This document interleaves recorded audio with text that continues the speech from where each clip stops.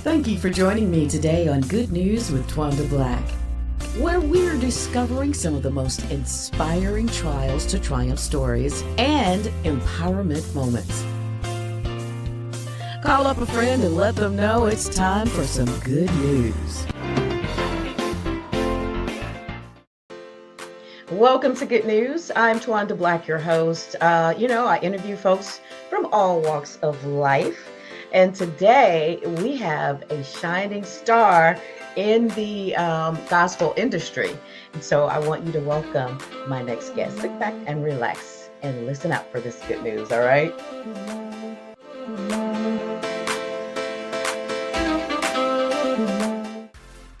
Hey! What's up? How you doing? I'm amazing. I'm really great. How are you? Wonderful. Everybody, I want to welcome Jason McGee. I know y'all know his song, It's Not Over, because we're playing it to death in the gospel realm. Absolutely. Jason, it's so nice to meet you because, of course, you kind of just hit the scene just a few years ago in 2018 when you signed on with Warren Campbell's label, My Block Inc. So I know, folks say, oh, they just appeared. No, they were doing work long before that. So tell us about the journey to that record label. Oh my gosh, the journey has been insane. The last few years have been kind of the back end of where we started. I started many years ago, probably back in 2004, doing a lot of stuff in Los Angeles. And then also 2006, I led It's Not About Us with Bishop Noel Jones and the City of Refuge. So it started for me kind of back then, the whole gospel music scene that I wasn't super aware of. We don't really have gospel music, radio and stuff like that in Los Angeles. So I wasn't super aware of the gospel music arena or the industry, if you will. So it started for me probably back around 2004, 2006, somewhere around there. And so it's been a very long journey. I signed with Warren actually back in 2016. Okay. Right after Jason McGee The Choir was formed. And that's when we recorded the live album and started releasing music. And well, here we are today. Wow. I think I'm stuck on the part about you not really having the gospel scene in LA. We don't. Wow. So that's why everybody comes south and north and oh my goodness. Yeah, that's why we come bombard y'all over here. So in that case, tell me what it's like to develop your own sound coming from somewhere where you didn't have the sound. Our sound is very much kind of a collective of things that I've learned over the years. It's I'm a huge Midwest choir fan.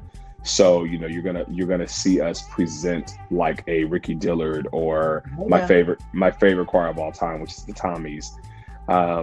I very much like it. Depends on the choir that I'm kind of working with, but like with Jason McGee and the choir, our sound is like a little bit of a gumbo, if you will, of my favorites. Which is like the Tommies, which is Ricky Dillard, of course, the structure and the toning and the diction of Donald Lawrence and Richard Smallwood. And then of course I have a theater background. Like that's what I went to school for.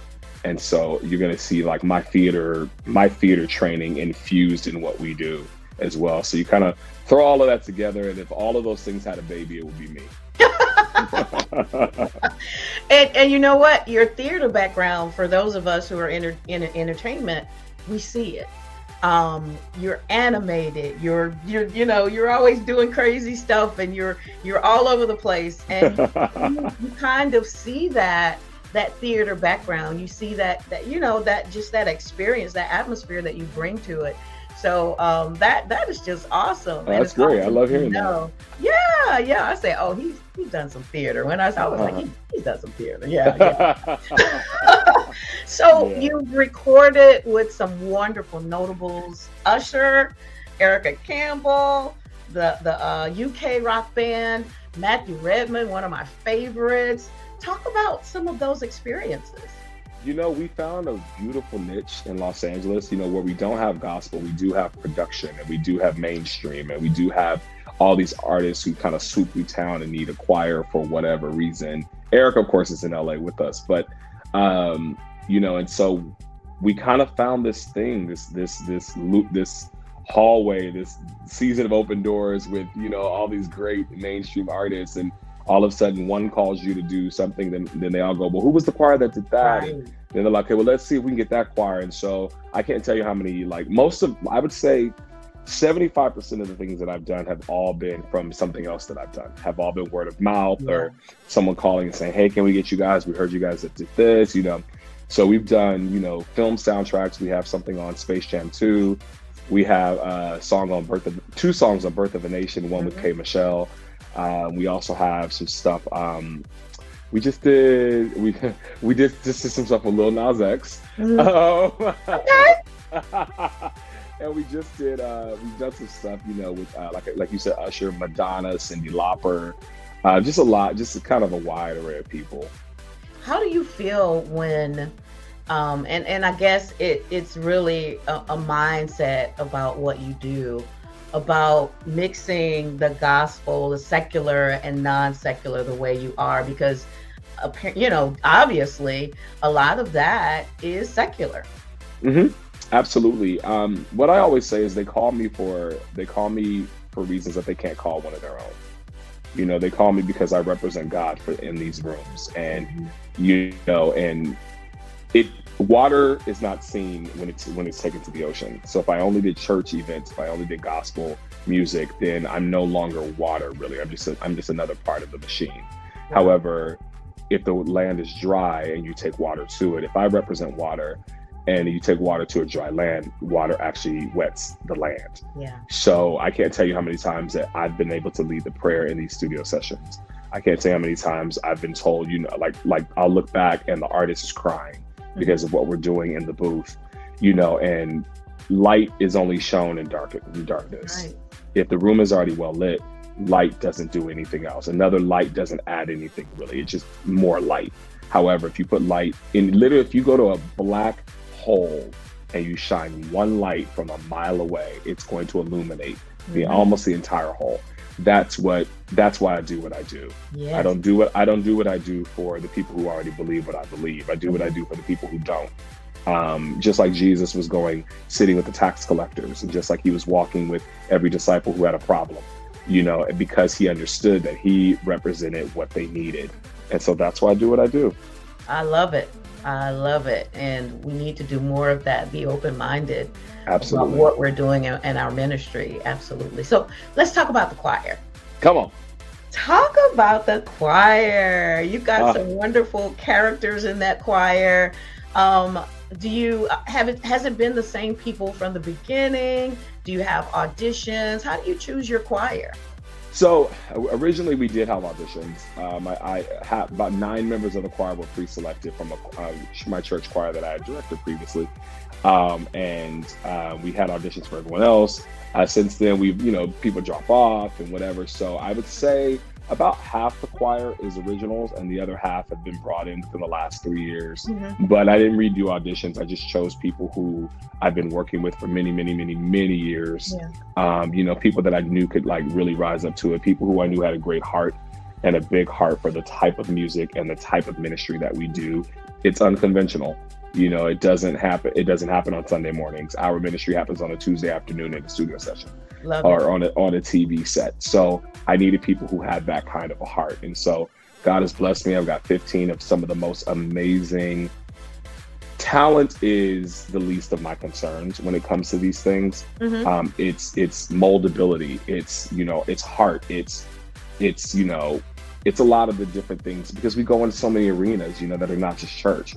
So I'm so grateful for the people that have been rocking with me since 2015 and the people who just joined a couple of years ago. I love them all, man. My choir is my heart, for sure. Yes. You can tell you guys always look like you're having fun. We do. I love that. We actually like each other. You like each other. So now, you kind of alluded to this at the beginning, but you are becoming like this icon in the choir director realm. Woo! Yes. So, Ricky Dillard, Milton Brunson and the Tommies. And when you look at, that doggone Ricky, just a ball of energy. So I'm telling you. So talk about coming into that realm of choir director, because choir directors are iconic. Sometimes you don't even remember what the choir said, but you knew what that choir director did, right? You know what? I have a hashtag that says choir directors are cool. And because for so long, like, we were seen as kind of hokey and like cheesy, and I'm like, nah, we're cool. Like, we control the entire room when we're waving our arms. Mm-hmm. We control the band, the singers, and even the audience. Like, for me, I direct the feel of the room. So if there's something that I need to have the room to feel, I direct the singers to push it out to them. So I have always, when I say always, I've always been in love with being a choir director. There was never a time that I thought it wasn't cool. I was like, this is amazing. I love what I do. I'm so grateful for it. So I used to sit up at 8 years old. I would sit up and I would study Orlando Draper. And I would watch his videos from beginning to end and then back. And my mom would be like, are you still watching that? My mom was a choir director too, so I studied her. But I would be literally for hours, I would study Ricky and I would study Twanda Black, who directs the Tommies. And I would just literally watch them. I would watch their arm movements, and I would watch how Orlando, Ricky, and Tyrone, how they control the choir with very minimal movements. And I would watch them, just like the choir members literally hang on their every arm. And I feel like I direct the more than vocals, Well, I know that you were the choir director for the Maverick City tour, and that looked like you had a blast with that choir. Oh, amazing. Yeah, amazing. We put together a new choir every single night for 27 shows. What? Yeah, so we interfaced with over 600 choir members. It was something I didn't think I could do. It was something I've never done before in all my years of directing. And then all of a sudden I was faced with this huge challenge, and I was like, okay, I got to deliver on this. This is my first time with them. And it was better than good. It was transformative. Because, all you got to do in this day and time, with the way music is and how it's changed so much on how you deliver, all you got to do is put the word out. All you got to do is go on social media and say, I need. And believe me, the choir folk gonna come. They gonna come. Yes. And when you're in Maverick City and you're hot right now, everybody's showing up. Everybody's like, yo, so where can I get in on this? So yeah, we definitely, and I didn't know that. I didn't know what their power was. I didn't know what their areas of influence was. But trust me, I know now. Absolutely. Now you are right now you're in the ATL recording the Maverick City Christmas project, and I am so excited. And then you just told me they turning that thing around for this year. What? November 30th. Amazing. Yeah, they are out of control is what they are. But they're incredible people. They have a ridiculous vision, and their faith is insane. Like, they just know God is going to deliver for them, and he always does, because they believe he will. And so they're going to do it. And they brought me in to reform this choir. We have almost 100 people up there with us, and the choir sounds incredible. It's just beautiful. We had our first rehearsal last night, and then today we're going to be in rehearsals for the rest of the day, and then tomorrow we do the recording in 2 separate parts, and then we do overdubs. What are some songs that we're going to hear? Tell me about the songs that we're going to hear. We're doing some of the classics. We're doing some of the classics. We're doing Oh Holy Night. We're doing Mary Did You Know, Noel, Silent Night. But they're also doing a different version of Noel. I believe Chris Tomlin has a different version that we're going to be doing. What else are we doing? We're doing Go Tell It on the Mountain. That's where the choir gets to shine a little bit. I get to pull out some of my heavy gospel roots on that. So we're doing a little bit of a definitely an array of like great Christmas music that everybody loves. That's so awesome. And so it will hit the scene on the 30th, or when is it going to hit for us? November 30th. Yeah. We are excited. You know what? We're going to be right there online waiting to buy it. That is amazing. I love Maverick City. I mean, when they came on, I was like, oh my God. I've been in gospel music for 30 something years now. So I've seen the progression. And then, I sang back in the choir, and the Sunbeam choir when I was little, and the little junior choir. And that's when Edwin Hawkins songs, "Oh Happy Day." So, I started with that progression of music, and I love gospel music. So when Maverick City came out, I was like, look at this progression, look at God. Because, that's Yeah. just God. God is he's orchestrating all of that progression of how music is changing as it goes Yes. along. It's Yes, I changing agree. for the generations. Yeah. Yes, I couldn't agree Yeah. more. Yeah, Yep. yeah, yeah. So, talk about your project for a moment, and Ah, what we're going to hear, and the full project and all of that good stuff. so Jason McGee The Choir, we released our album entitled Power on July 30th. It's one of my favorite things that I've ever worked on. We put our heart and our soul into this like really hard. We went from our opening song, which is Never Let Me Go, has kind of a worship meets Mhm. has almost like a country vibe to it. Mm. And then we kind of move on, and then as we go into the album, we go really heavy gospel, and we go into Power, which is the title song, led by Lisa Mhm. Noel Smith. Oof, And then and she of course that's is a doing it. powerhouse by herself. Oh my God, I love that girl, and her voice is so good. And people don't know Lisa was actually 5 months pregnant when we recorded this. What? Oh my Yeah, God. so you hear her pushing through this, like you're like, what's Mhm. going on with Lisa? And that's what it is. She's Mhm. pregnant. And Okay. she's doing her thing on it for sure. And then there's this girl named Camille Grigsby who's leading "Oh the Blood," and we took like 3 hymns and we blended them together to make Mhm. one great blood song. Mhm. As gospel kids, you need a blood song. Oh yeah. Oh yeah. Uh, and so, yeah, it's a great body of work. I'm very happy about it. I'm still very excited about it. We recorded it a few years ago, but I'm still very excited about what we were able to do with it. I'm just madly in love with it. So please go get it. It's wherever music is sold. It's the album is entitled Power. It's Not Over, which is my latest single, is Yeah. on the album, which speaks very heavily to 2020 and what everybody was going through. Absolutely. And yeah, it's kind of like the song that it gives you hope back. You know what I mean? And Mhm. it reminds you to hope again, to believe again, to trust again, and that until God says it's over, it's just literally not over. Right. So as long as you can wake up tomorrow, you're going to be okay. And take that breath. You all right. You all right? Just breathe. All right. So tell folks where they can learn more about Jason McGee. All my social medias, J McGee Choir, JMCGEE Choir, or you can follow me on my personal page. It's I am Jason McGee. You could, we keep up with us. Let us know what's going on. Please reach out to us. Let us know how these songs have blessed you. We love to talk to you. All right, Jason, thank you for just spending a little bit of time with us. And we love you. We can't wait for this new Christmas project to come out with Maverick City. Yes. It's so exciting. It's an exciting time in your life. So thank you and God bless you. You as well. You as well. Thank you so much. You're welcome. Bye-bye. Bye-bye. Thank you so much for joining us. Jason McGee, wasn't that a great interview?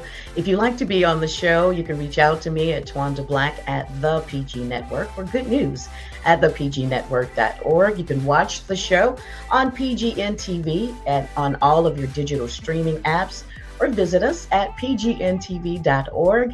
We'll see you next time with some good news. I'm Twanda Black.